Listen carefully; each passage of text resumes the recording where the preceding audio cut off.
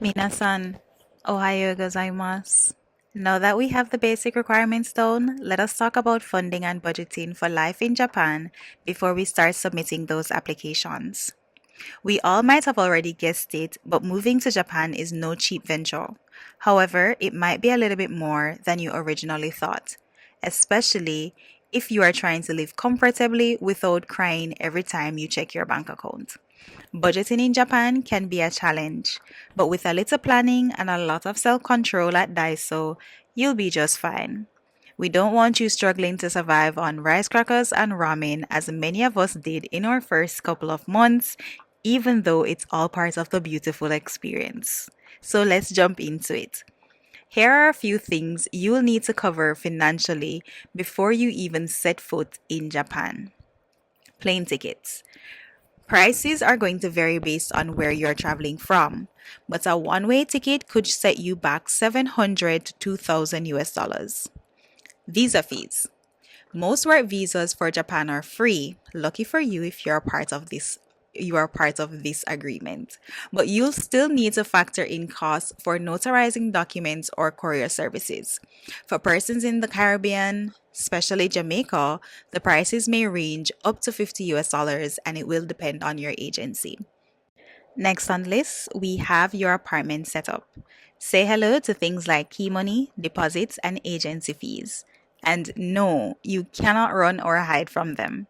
A basic apartment might require 2 to 3 months of rent up front. That means you are looking at an additional 1000 to 1500 US dollars just to get set up in the place where you need to live. Then we have your startup funds. Besides paying for your rent, you will also need to get started in terms of utilities, transportation, and other miscellaneous items.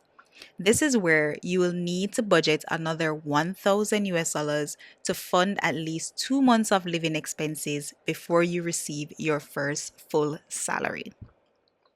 If we're being completely transparent, the recommended travel budget is at least 500,000 yen, which is about 3 to 4,000 US dollars.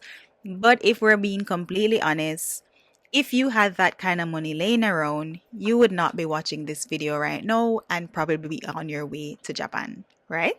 Right. A lot of us did not show up with that kind of funds and we turned out just fine. So just budget accordingly and plan for the necessities. Now, you are probably wondering, why do I need so much money to get started? So let's break it down in step 2, monthly expenses. And we will be quoting this section in yen, so please be guided accordingly. Your rent.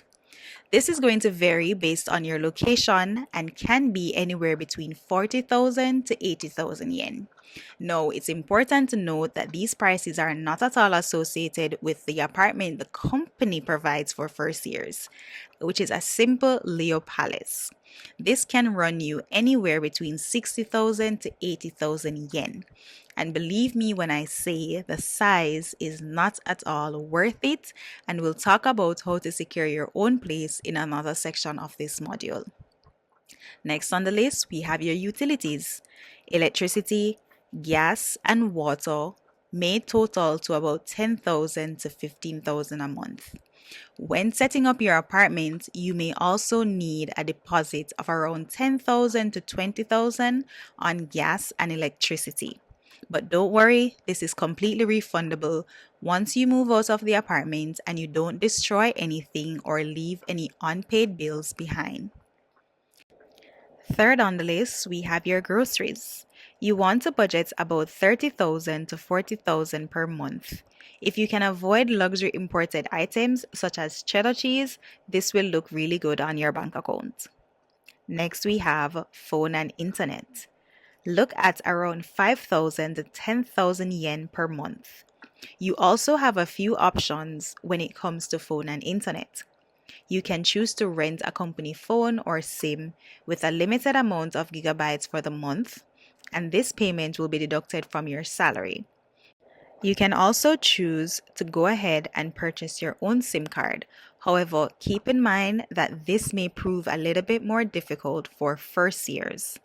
Also, if you're in a company housing such as a LeoPalace, the apartments are usually equipped with internet, which is included in your rent.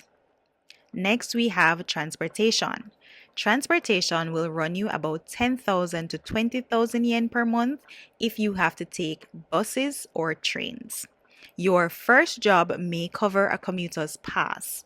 However, this may also look like a reimbursement for transportation expenses at the end of the month. So check before budgeting. Last but not least, we have fun money. Things like karaoke, ramen, and vending machine coffees are going to charge up to 20,000 yen for the month or more. But you deserve it, so treat yourself. Here are some tips that could also help you save and keep your budget in check. Cook at home. Eating out is very tempting, but homemade bento saves yen. Next, shop smart. Look for discounts at supermarkets after 7 or 8 p.m. Next, we have use public transportations. Taxis are super expensive in Japan, so stick to trains and buses if you can. And last but not least, cut unnecessary expenses. Now, many persons might tell you to cut things like Netflix and Disney Plus and YouTube and Apple Music Store, etc., etc. I'm here to tell you just cut the ones that you don't use. Living in Japan, you may need Netflix or Disney Plus to keep you sane, but you do not need both. So, now that we have the expenses of Japan under our belts, I know you're probably wondering how in the world are you going to get this kind of money? Let me share with you a few available options, starting with one option that you have that many of us who embarked on this journey didn't. Reselling this OEP community to earn your 70% commission. If you are part of the entire OEP community, you have the opportunity to earn 137 US dollars with each person you introduce to the program. In no time, you could be on your way to planning your next step to Japan. Financial assistance from institutions. If you're employed and hold a good credit score, you may consider borrowing no more than 3,000 from your preferred institution, but only do this if you're a person who can commit to their responsibilities and budget accordingly. Living in Japan means additional expenses to those you already have at home.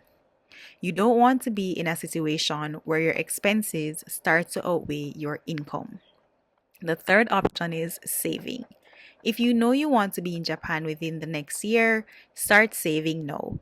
But you need to be realistic with this goal because saving 100 US dollars per month will not get you to Japan or cover your expenses within 12 months. Last but not least, call on your friends and families to help fill those financial gaps. With this option, you want to tread carefully and smartly. Many relationships will crumble because of this, so do it at your own risk. Budgeting in Japan might sound a little bit dull, but it is your key to thriving here. If you are looking to explore Japan and neighboring countries, you want to make sure you're budgeting effectively and smartly. See you in the next video. Ja, matane.